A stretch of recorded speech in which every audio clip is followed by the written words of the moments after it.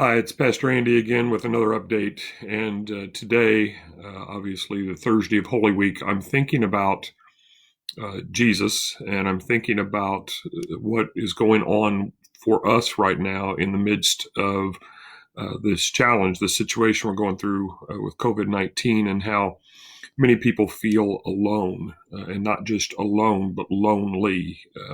It's one thing to be alone, and we all need to be alone at times. Even people who are the so-called people persons, love and crave to be around people, extroverts. That there's still a bit of time that they need to be alone.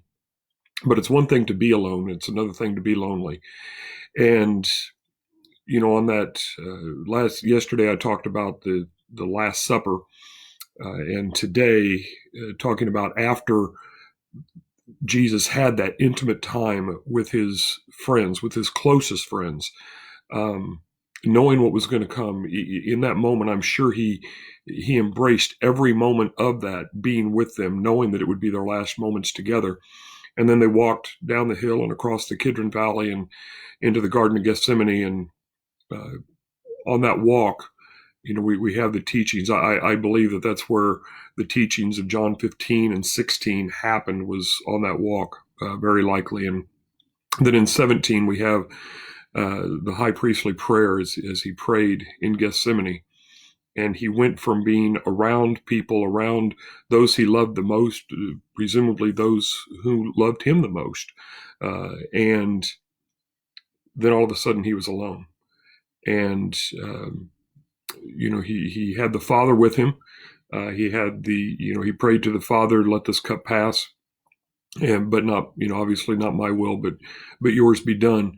But the loneliness, and then from the moment that Judas arrived and his betrayal, um, from that moment on, he was surrounded by people. He was surrounded by guards. It was with Pilate. He was the Jewish crowd had gathered around when he was on trial.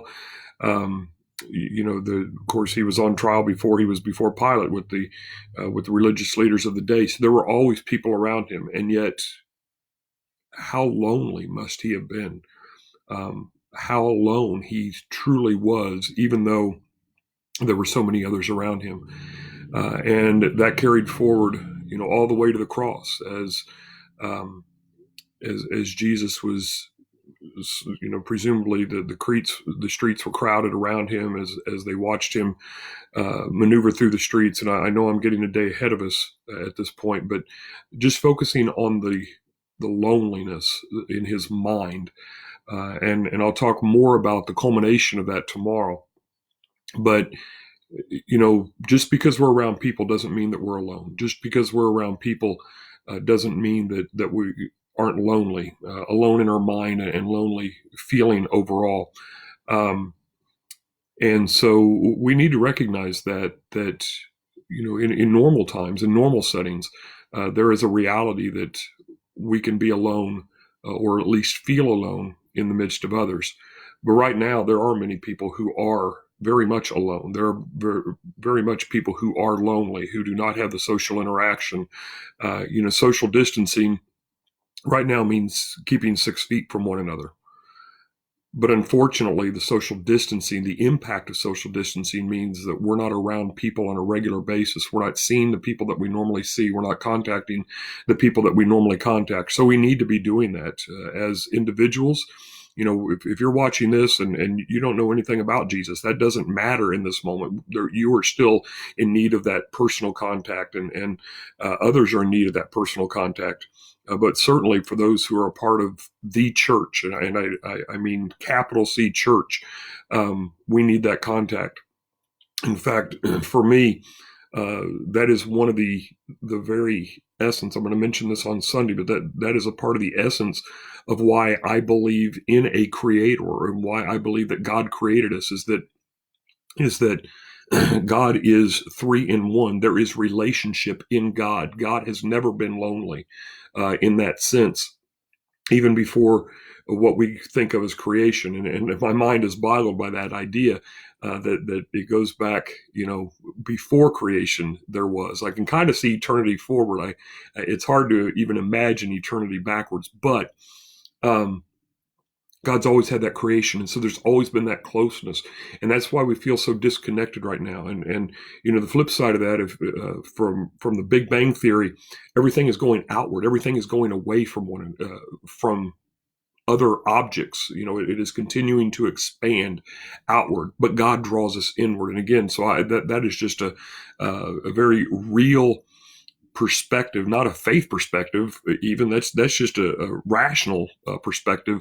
The closeness that we desire and need for that. So I do realize that there are many who are alone in a very physical sense, but even more so in a mental sense right now. That there is a loneliness for so many. And so I encourage all of us to make those phone calls to, right now I'm hearing the wind howling outside my door, but if you're out walking today or later this week, just stop and say hi to somebody, um, because we don't know the difference that can make in somebody's attitude and in how somebody moves for the rest of the day. And of course, that's true for all times, for all periods of time. But right now, especially, um, consider that, considering how lonely you might feel or how alone you are. And consider, even if you're with somebody else or maybe your family, but you don't have that normal interaction with others. So take that time, make that effort to reach out. And again, tomorrow we'll talk about the culmination of Jesus's loneliness on the cross and the question that he asked to God, because for the one time and the only time in all of history, he was separated from the Father. Jesus was separated from the Father. And so we'll come back to that tomorrow with the question that Jesus asked, "Why have you forsaken me?" He hasn't forsaken us. He knows what it's like to be lonely. And we can take comfort in that. We can take hope in that just as there was a way forward for him on the other side of the cross, there is a way forward for us beyond this current situation that we are in. So God bless, and I will see you tomorrow on the day that we call Good Friday, which wasn't very good at the time, but certainly has stood the test of time in its goodness for us. Take care.